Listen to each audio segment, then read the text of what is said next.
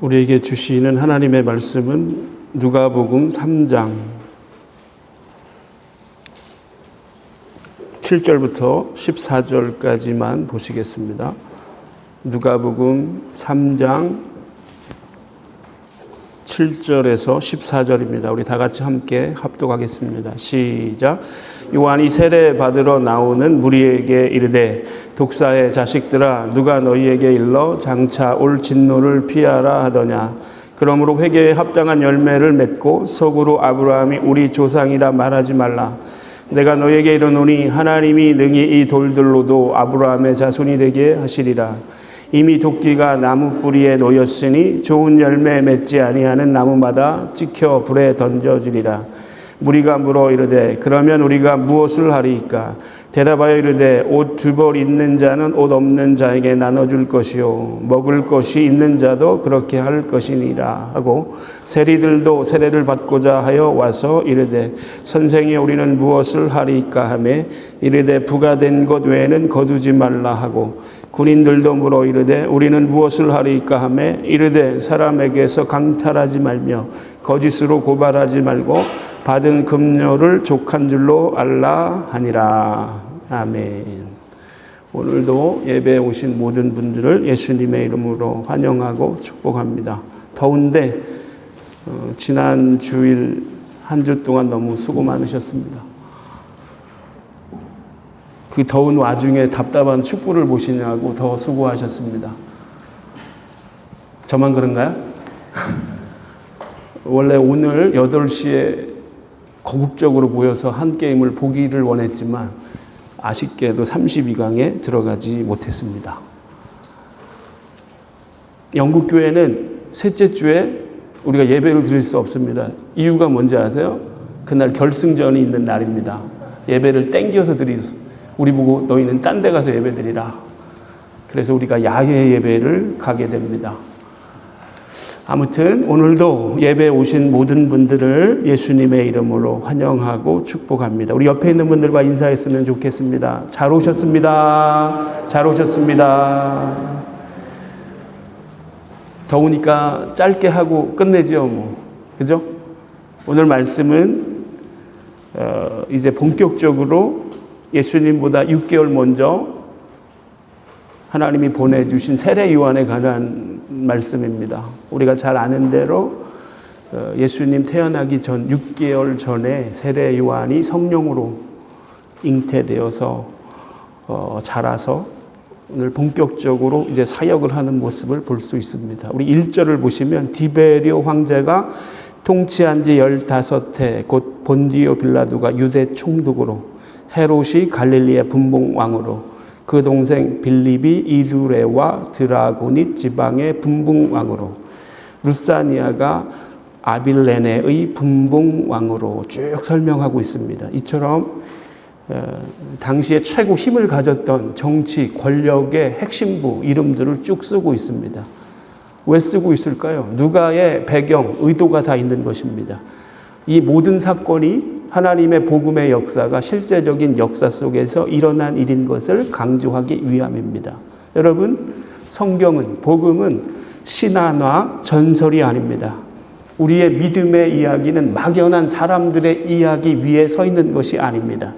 특정한 시대, 오늘 보시면 특정한 인물들이 존재했던 역사 속에서 하나님께서 실제로 행하셨던 일들을 기록하고 있는 것입니다. 그 당시 최고의 권력 핵심부 로마입니다. 황제가 절대 권력을 쥐고 있었고 유대 땅은 분봉왕으로 이렇게 그들이 보낸 그들이 수하에서 정치 권력을 행사하고 있었습니다. 종교적으로는 예루살렘 성전을 중심으로 대제사장이 가장 큰 힘을 가지고 있었습니다. 그리고 누가복음을 통해서 계속 확인하는 것은 역사의 중심부에 있는 힘 있는 권력자들이 세상을 주관한다고 생각하지만 누가는 계속해서 우리에게 반복적으로 강조해서 쓰고 있어요. 그 사람들이 역사를 주장하는 것이 아니라 하나님께서. 오늘 보세요. 1절에 그 당시에 권력과 세속적 힘을 가지고 있었던 모든 사람들의 이름을 또렷이 쓰면서 성경은 전혀 예상하지 못한 사람을 주목하면서 그 카메라 렌즈를 누구에게?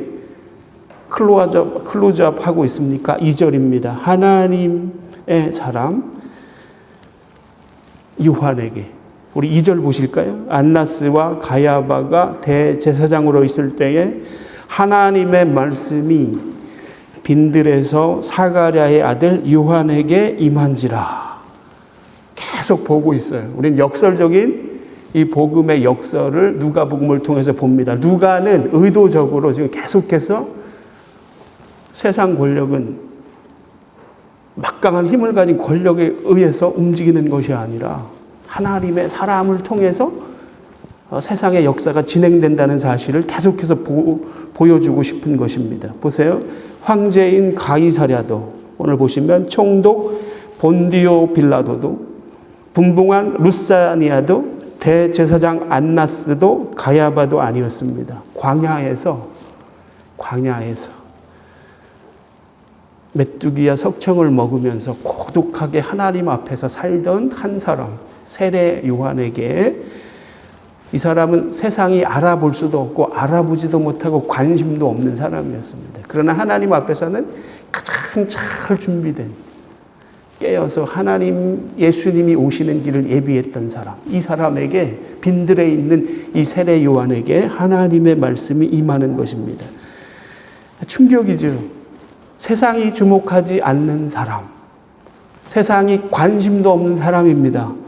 그러나 계속해서 하나님은 이와 같은 세상이 볼 때는 사이드에 될 사람을 통해서 하나님은 당신의 역사를 이루신다. 강한 자를 낮추시고 낮은 자를 높이시고 스스로 중심이라고 생각하는 그 사람이 아니라 하나님만 바라보는 자들을 통해서 오늘도 하나님은 당신의 역사를 이루어 가신다. 세상이 주목하지 않는 자리에서 하나님의 역사가 오히려 더 선명하게 시작되고 드러나고 있는 것을 볼 수 있습니다. 하나님은 왜 광야에서 고독하게 살고 있는 세례 요한을 선택하시는가? 저는 여기에서 광야라는 단어에 집중해 보았으면 좋겠습니다. 광야는 아무것도 없는 공간입니다. 인간이 의지하던 모든 것이 벗겨지는 자리, 익숙했던 환경은 다 사라지고 내가 붙들고 있던 안정과 확신이 무너지는 자리. 그래서 광야는 외적으로는 비어있지만 내적으로는 가장 깊은 질문이 나오는 자리가 바로 광야입니다. 광야에서는 여러분 숨길 것이 없습니다. 꾸밀 수도 없습니다. 사람의 시선도 세상의 평가도 의미를 다 잃습니다. 내 모든 미천과 바닥이 리얼하게 다 드러나는 곳이 광야입니다. 광야는 오직 하나님 앞에 단독자로 서게 하는 자리입니다. 그래서 광야는 고독의 장소이면서 동시에 진실한 장소예요. 하나님 앞에서 가장 질신된 나의 모습을 드러내 보이는 자리가 광야입니다. 성경에 많은 하나님의 사람들이 하나님 앞에 쓰림받기 직전에 다 이와 같은 광야를 통해서 하나님을 경험했다는 사실을 여러분 기억하십시오. 모세는 광야에서 하나님을 만났고 이스라엘은 광야에서 하나님의 백성으로 빚어갔고 엘리야는 광야에서 세미하게 말씀하시는 그 하나님의 음성을 듣습니다. 예수님도 공생애를 시작하기 전에 광야로 나가셨고 오늘 세례 요한도 광야에서 하나님의 말씀을 받고 있습니다. 왜 하나님께서는 광야를 선택하실까요? 광야에서는 인간의 모든 소리가 잦아들기 때문입니다. 광야에서는 내가 의지하던 힘이 더 이상 통하지 않기 때문입니다. 오직 하나님 한 분만 붙들어야 살 수 있는 자리가 광야의 자리입니다. 그 전에는 들을 수 없었던 하나님의 세미한 음성을 들을 수 있는 자리, 거기가 광야이기 때문에 때때로 하나님은 우리를 너무나 사랑하시기 때문에 우리를 광야의 한복판으로 인도하실 때가 있습니다. 거기서 우리는 알게 되는 것입니다. 하나님이 나를 버리신 것이 아니구나. 오히려 거기서 깊이 하나님을 만나면서 새롭게 변화가 되는 거예요. 거기서 나를 향한 하나님의 뜻을 다시 한번 새롭게 알게 되는 것입니다. 문제는 우리가 이 광야를 피하고 싶어 한다는 것입니다. 우리는 모든 권력이 집중되어 있는 로마 심장부를 원합니다. 안정을 원합니다. 성공과 인정과 힘을 원합니다. 그런데 여기에서 하나님의 사람이 빚어질 수 없기 때문에 때때로 하나님께서는 우리가 감당하기 너무 벅찬 광야의 시간을 통해서 우리를 깨닫게 하시고 하나님의 뜻을 알게 하시고 우리의 존재를 다시 새롭게 알 수 있도록 광야로 인도하시는 거예요. 거기에서 여러분 우리의 중심이 바뀌고 우리의 시선이 하나님을 향하게 되고 우리의 삶이 정렬하는 거예요. 제자리를 찾게 되는 것입니다. 오늘 예배를 드리는 사랑하는 성도 여러분, 혹시 여러분 가운데 오늘 광야의 시간을 지나가고 있는 분들이 있습니까? 그렇다면 그때 우리는 하나님 앞에 물어야 할 줄로 믿습니다. 하나님 이 시간을 통해서 하나님이 나에게 말씀하시는 그 말씀 듣기를 원합니다. 고난 자체보다 더 중요한 것은 고난을 통해서 나에게 말씀하시는 그 하나님의 음성을 듣는 것입니다. 그러므로 광야는 하나님의 침묵이 아니라 하나님의 초대이고 광야는 버려진 장소가 아니고 하나님과 깊이 만나는 장소가 될 수 있기 때문에 그 광야의 시간은 얼마든지 우리에게 은혜가 되고 복이 되는 줄로 믿습니다. 세례 요한이 이 광야에서 하나님 앞에 살아가는 어느 날 하나님의 말씀이 세례 요한에게 임한 것입니다. 그리고 그는 그 하나님의 말씀을 가지고 강력하게 그 시대를 향하여 외쳤습니다. 주님의 오심을 기다리라. 어떻게 그 길을 예비하고 준비할 수 있는가? 회개하라, 회개하라. 천국이 가까웠다. 회개만이 나의 죄를 보는 회개만이 주님이 다시 오시는 길을 준비하고 예비할 수 있기 때문에 그 하나님의 강력한 말씀이 세례 요한에게 임했을 때 그는 하나님의 마음으로 그 시대를 향하여 강력하게 외칠 수밖에 없었습니다. 주의 길을 예비하라. 어떻게 예비할 수 있어요? 우리의 죄로 가득 찬 삶 가운데서는 그 주님의 길을 예비할 수 없는 것입니다. 우리 4절, 3절을 보겠습니다. 요한이 요단강 부근 각처에 와서 죄 사함을 받게 하는 회개의 세례를 전파했다라고 말씀하고 있습니다. 회개의 세례가 무엇입니까? 회개를 통해서 죄 사함을 받게 된다고 말씀하고 있어요. 이것은 그 당시 1차 독자들, 유대인들 아니에요? 주님의 오시는 그 길을 예비하기에는 너무나 영적으로 타락하고 무너져 있었습니다. 400년 동안 하나님의 말씀이 없던 시대를 살았기 때문에 무엇이 하나님이 기뻐하시는 삶인지 다 까먹고 그냥 종교적인 껍데기를 붙들고 살던 시대입니다. 복음의 본질을 다 놓치고 종교 행위와 어떤 율법의 껍데기만 붙들고 아무런 삶의 영향력이 없이 너무나 무미건조하게 종교적 틀에 박혀 사는 그들에게 오늘 사도 바울이 그렇게 해서는 안 된다라고 말하면서 회개를 촉구하고 있는 것입니다. 유대인이기 때문에 그들은 생각했어요. 우리의 조상은 아브라함입니다. 우리는 하나님이 일방적으로 선택한 선민의 백성입니다. 다른 이방 민족보다 우리가 우월한 사람들입니다. 그러면서 그들이 구원을 받았다, 할례를 받았다, 절기를 지킨다. 그러면서 사람들을 정죄합니다. 우리는 당신들보다 우월한 사람들입니다. 당신들은 죄인입니다. 혈통으로 그러나 사도 요한이 말하는 거예요. 혈통으로는 구원받을 수 없다. 종교적 형식으로는 충분하지 않다. 그러면서 그들에게 회개를 촉구하고 있는 것입니다. 돌아오라. 돌아오라.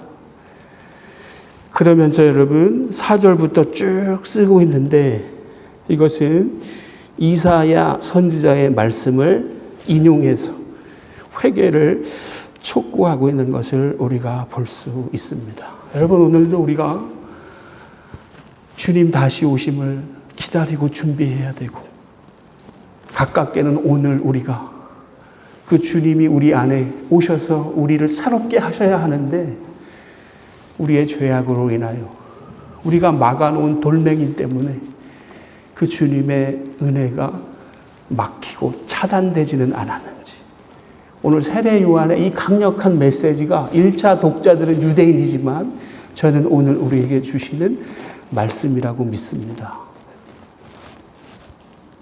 우리 4절 보겠습니다. 선지자 이사야의 책에 쓴 바 광야에서 외치는 자의 소리가 있어 이르되 너희는 주의 길을 준비하라 그의 오실 길을 곧게 하라. 이스라엘 백성들이 바벨론 포로로 끌려가서 절망적인 상황 속에서 주어졌던 하나님의 말씀이에요.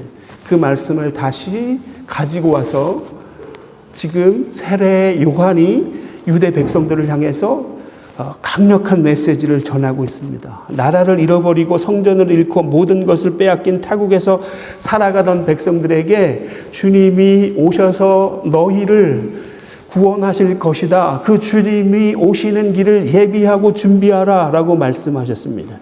이 말씀은 단순히 길을 닦으라는 명령이 아닙니다. 하나님께서 다시 오셔서 너희를 새롭게 회복시킬 것이다 라고 하는 하나님의 약속이었습니다.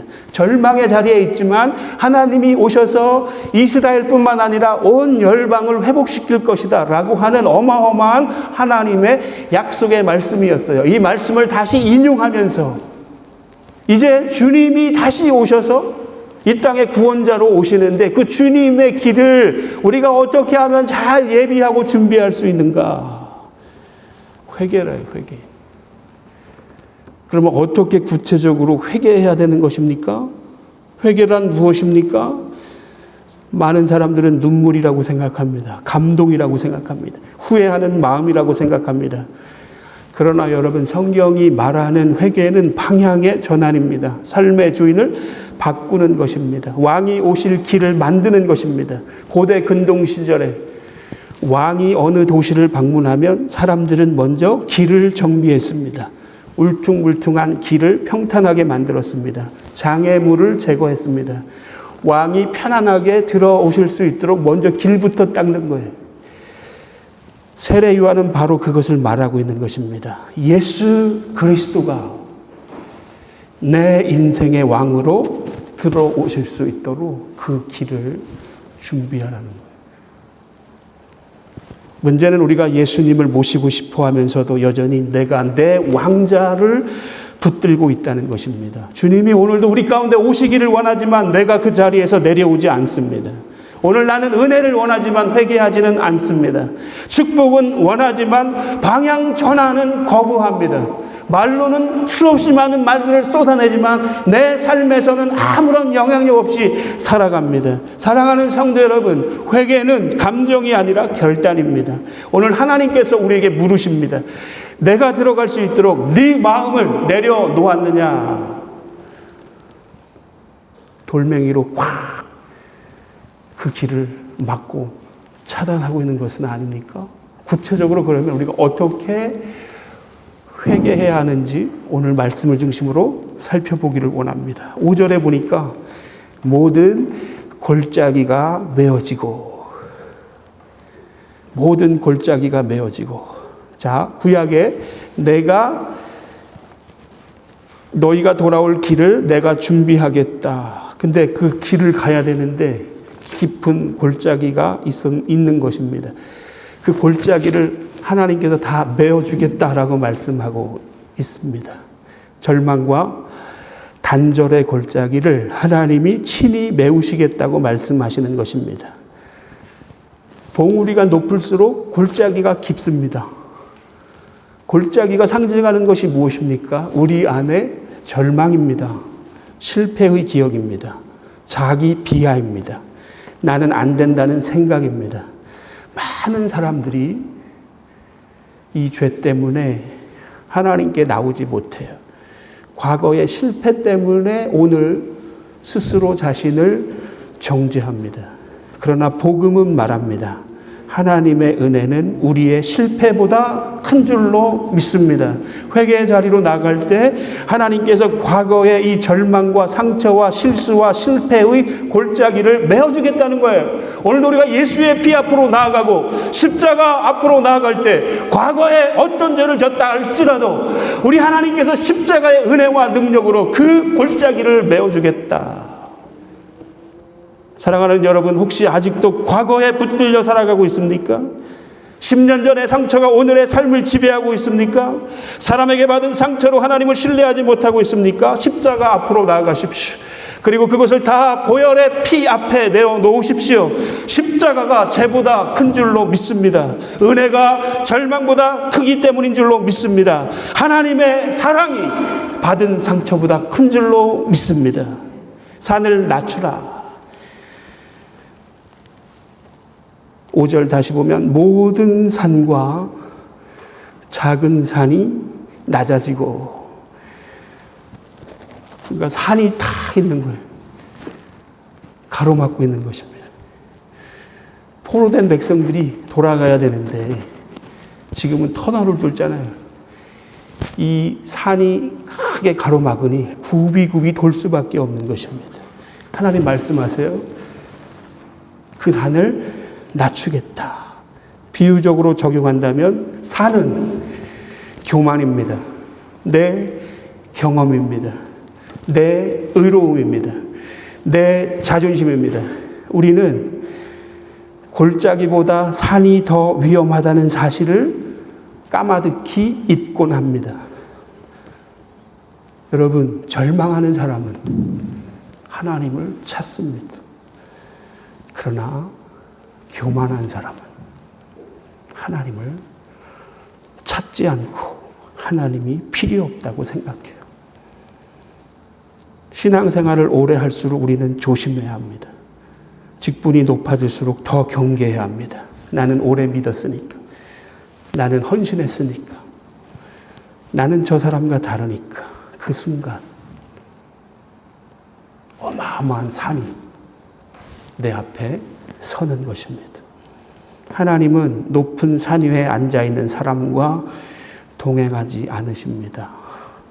낮아진 사람, 겸손한 사람과 함께하는 줄로 믿습니다. 사랑하는 성도 여러분, 그 높은 산과 같은 우리의 마음이 어떻게 낮아질 수 있습니까?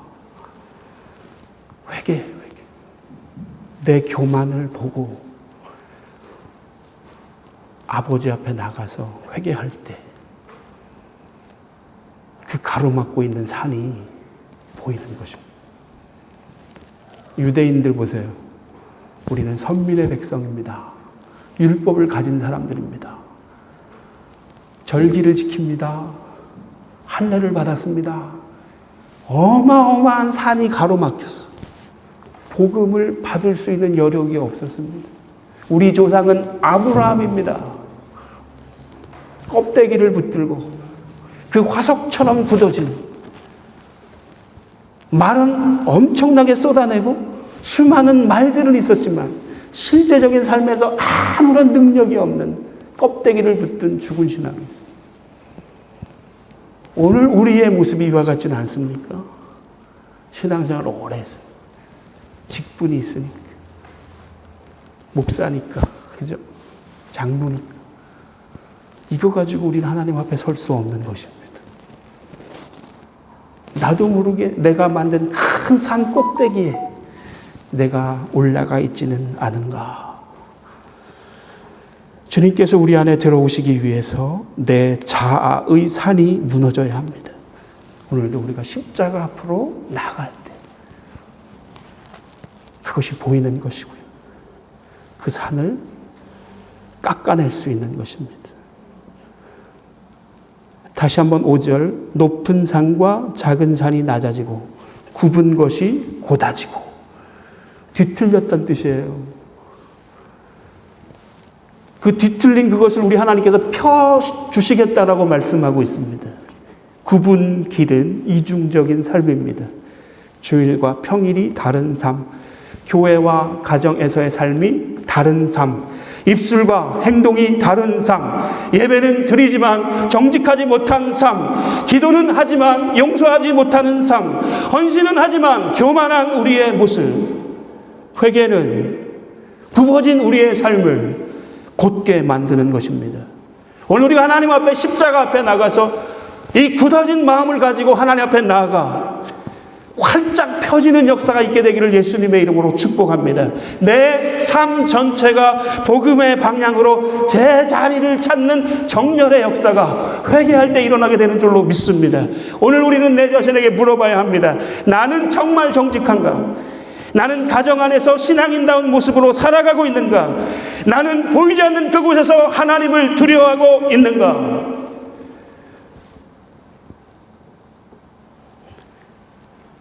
마지막으로 험한 길을 평탄하게 하라. 우리 다시 5절 마지막 부분을 보겠습니다. 험한 길이 평탄하여 질 것이요. 가야 되는데 그 길이 너무나 거친 것입니다. 그러나 하나님께서 그 길을 평탄하게 하시겠다고 약속하고 있습니다.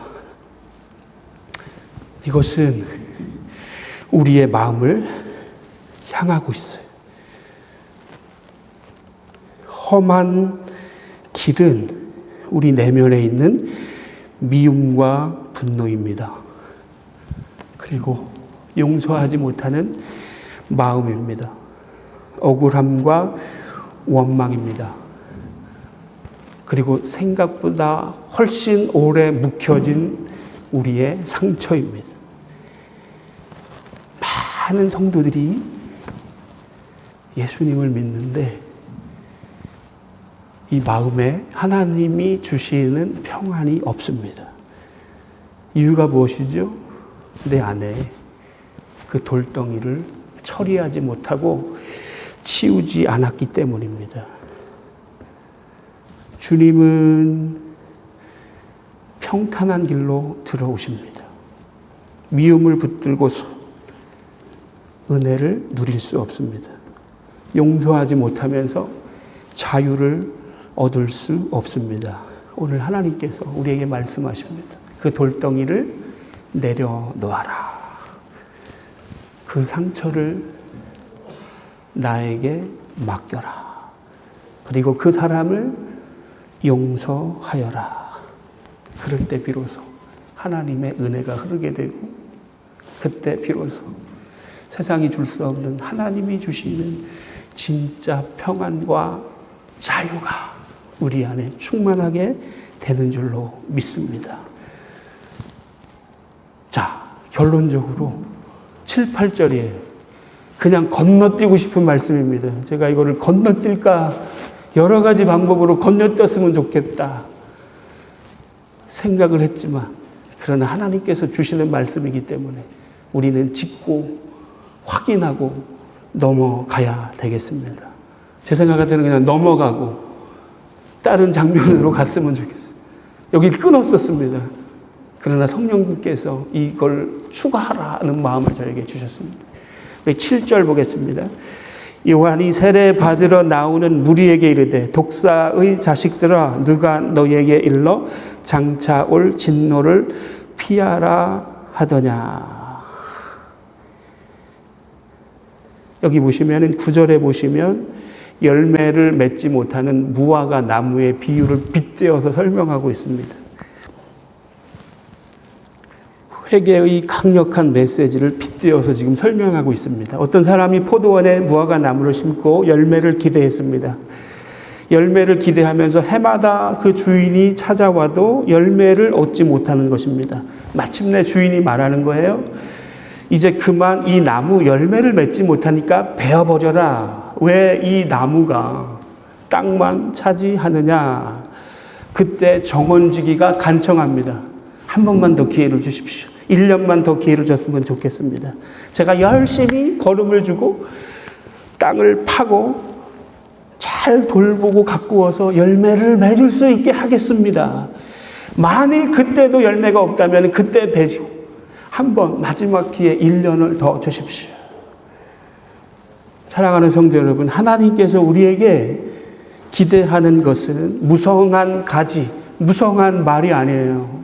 삶으로 맺는 회개의 합당한 열매를 원하세요. 구체적인 삶의 열매. 하나님이 우리를 어쩌다가 우연히 실수로 심어두신 사람들이 아닙니다. 하나님은 어떤 의도를 가지고 우리를 사랑하시고 우리를 구원하시고 우리를 포도원에 심으신 것입니다. 우리를 기독교 가정에, 교회 공동체 안에 우리를 심겨 두셨습니다. 물을 주고 가지를 치고 기다리면서 우리를 돌보셨습니다. 열매가 없다, 변명할 길이 없는 거예요. 이미 오랜 시간 동안 하나님은 우리를 구원하셨고 우리를 돌보시고 가지치기를 해주셨고 물을 주었기 때문에 그렇습니다. 오늘 예수님께서 열매 없는 이 나무에 대해서 아주 단호하게 선고하십니다. 잘라버려라, 잘라버려라. 왜 이렇게 좋은 땅을 헛되이 쓰느냐. 그러나 동시에 정원지기의 말을 또 들으세요. 1년만 참아주세요. 하나님은 놀랄 만큼 오래 참으십니다. 1년만 더 참아달라고 하니까 더 참아주는데 우리 여기서 기억해야 합니다. 그 참아주는 1년이 마지막 기회가 될 수 있다는 사실입니다. 질문은 분명해지는 거예요. 주인이 다시 찾아올 때 우리는 우리의 삶에서 어떤 열매를 보여드릴 수 있는가? 이것이 남는 거예요. 구원받은 거 맞습니까? 하나님 우리를 사랑하셔서 믿음의 가정을 허락하시고 너무 좋은 공동체 안에서 우리를 자라게 하셨어요. 전적인 하나님의 은혜라고 고백은 하지만 실제적인 우리의 삶에서 구체적으로 드러나는 열매가 있습니까? 주인이 다시 찾아올 때 우리는 우리의 삶에서 구체적인 어떤 열매를 보여드리면서 그 주님을 맞이할 수 있는가? 세례 요한이 우리에게 던지는 질문이 바로 이것입니다. 회개에 합당한 열매를 맺어라. 그러면서 분명하게 다시 한번 선을 긋고 있습니다. 아브라함이 우리의 조상이라고 말하지 말아라. 그것으로 구원받는 게 아니다. 다시 말해서 혈통으로, 전통으로, 종교적 행위와 열심으로, 배경으로, 신앙의 언어로 자신을 숨기지 말라고 말씀하고 있어요. 외형적인 경건과 종교적인 포장은 아무런 면죄부가 될 수 없다고 세례 요한이 아주 강력하게 회개의 메시지를 우리에게 촉구하고 있는 것입니다. 이 하나님의 영이 충만한 말씀을 들었던 무리들의 반응을 보겠습니다. 10절입니다. 무리가 물어 이르되 그러면 우리가 무엇을 하리이까? 어떻게 해야 합니까? 말씀을 들었어요. 어떻게 해야 합니까? 라고 이 무리들이 말합니다.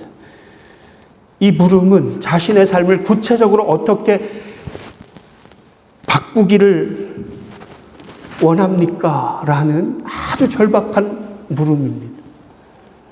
요한의 대답은 놀라울 만큼 분명하고 구체적입니다. 11절 대답하여 이르되 옷 2벌 있는 자는 옷 없는 자에게 나눠줄 것이요 먹을 것이 있는 자도 그렇게 할 것이니라 하고 11절 보니까 2벌 외투 가진 사람은 1벌도 없는 사람과 나누라고 말합니다.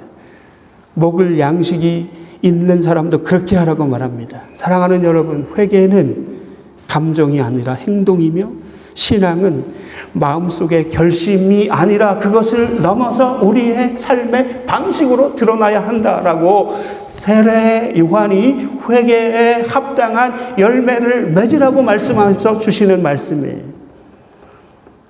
세금 징수원들이 묻습니다. 그러면 우리는 어떻게 해야 합니까? 요한은 단호하게 말합니다. 합법적으로 정해진 것 이상을 거두지 말고 정직하게 행하라.